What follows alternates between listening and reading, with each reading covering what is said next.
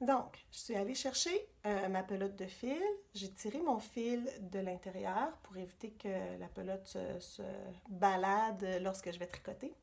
Et pour faire le montage à la continentale, à l'aide d'une aiguille double pointe, je vais enrouler mon fil à partir de son extrémité, autant de fois que le patron me demande de faire de mailles pour le montage.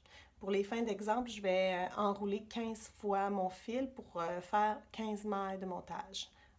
1, 2, 3, 4, 5, 6, 7, 8, 9, 10, 11, 12, 13, 14 et 15. Donc, je vais me donner un petit peu plus de jeu ici. Donc, ce qu'on veut à partir d'ici, c'est de faire le nœud coulant qui va nous permettre de faire notre montage.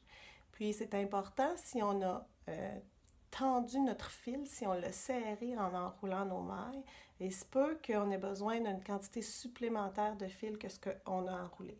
Donc, j'aime mieux ne pas prendre de chance puis venir faire mon nœud coulant vraiment plus loin, plus ici sur mon aiguille, ou sur mon fil en fait, sur ma laine, que près de l'aiguille. Parce que quand on a 90 ou 100 ou 300 mailles à monter, dans le cas où on voudrait faire un montage continental pour de gros ouvrages, si on arrive au bout de 290 mailles, puis qu'il nous manque de la laine pour venir terminer notre montage, ben c'est fâchant parce qu'on est obligé de le recommencer. Alors, on se garde toujours une longueur supplémentaire. C'est toujours plus facile de venir couper notre fil après. Ensuite, une fois que j'ai fait mon nœud coulant, je viens glisser mon aiguille dedans. Et ce que je veux, c'est que le fil d'extrémité, celui qui ne provient pas de la pelote, il est loin de moi.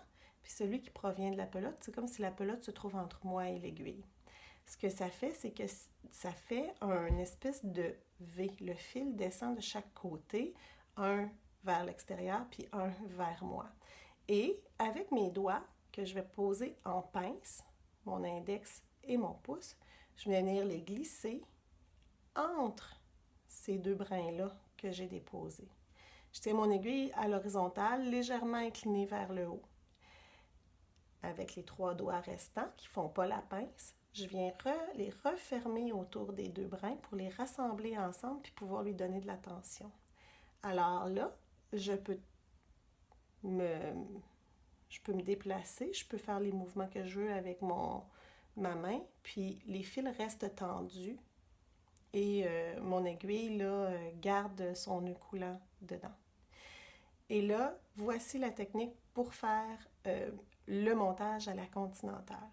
J'ouvre mon index et mon pouce. Et ce que je vais faire, en m'éloignant un petit peu de mon aiguille, je vais vouloir basculer mon index et mon pouce vers le haut. La première maille est toujours, ça glisse un petit peu, fait que j'aime bien tenir mon nœud coulant ou mes mailles avec mon index qui tient, de la main qui tient mon aiguille.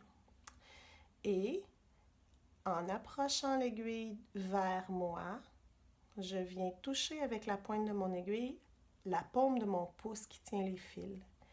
Et je vais faire le mouvement du bas vers le haut le long du pouce, ce qui fait entrer mon aiguille entre 2 fils qui tournent autour du pouce. Avec mon index maintenant et en basculant ma main, je viens entourer l'aiguille du fil qui est autour de mon index. Et je me replace dans la position où j'étais auparavant. Et maintenant, je dois faire sortir mon aiguille d'où elle est venue. Donc, comme elle est venue de la paume vers l'extrémité du pouce, je vais la refaire circuler de l'extrémité du pouce vers la paume, ce qui la fait sortir du fil autour du pouce. Et là, en pliant mon pouce, je laisse tomber mon fil. Et voici, j'ai fait une première maille de montage à la continentale. Je le refais une deuxième fois lentement. Donc, je suis positionnée avec mon pouce et mon index ouverts, ce qui fait un V avec le fil.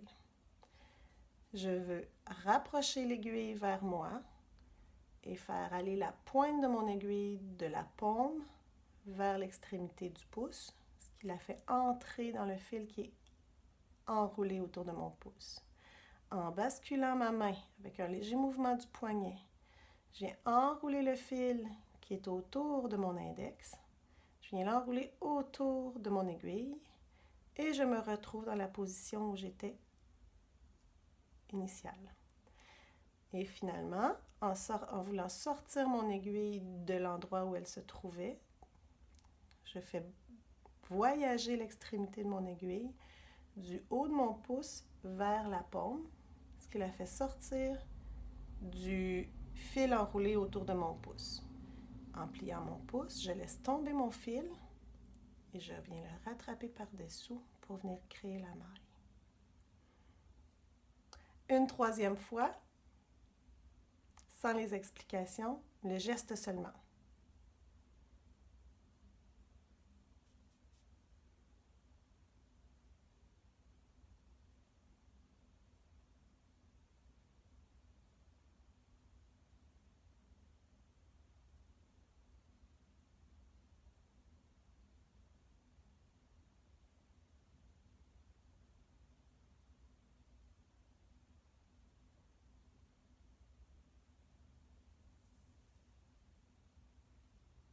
Alors, c'est la façon dont on fait un montage à la continentale.